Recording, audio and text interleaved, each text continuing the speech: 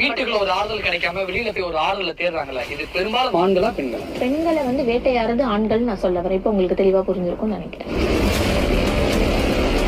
அப்ப யார் இந்த பெண்களை வேட்டையாடுறது? இதையே குறிக்கோளா வச்சுக்கிட்டு இதையே வேலையா வச்சிருக்க கூடிய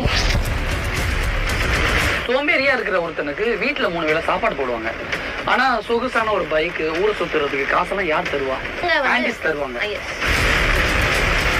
அதனால யாரு ஹஸ்பண்ட் ஒய்ஃப் ரிலேஷன்ஷிப்பே மாயவனே அவங்களாவே நினைச்சுக்கிறாங்க. எத்தனை நாளைக்கு நம்ம இதே மாதிரி அடிமை வாழ்க்கை வாழ போறோம்? பாதிக்கப்படக்கூடிய ஆணோ அல்லது 2 விஷயம் தான் சார். ஒன்னு செக்ஸ், இன்னொன்னு மணி சார். எப்படியெல்லாம் அவங்கள வந்து மெஸ்மரைஸ் பண்ணி அவங்கள எந்த அளவுக்கு அந்த பையன் யூஸ் பண்ணியிருக்கான்றதால ஒரு லைன் விடாம எழுதி எடுத்துட்டு வந்து கார் கண்ணாடியில பின்னாடி பாக்குறது, அந்த மிரர்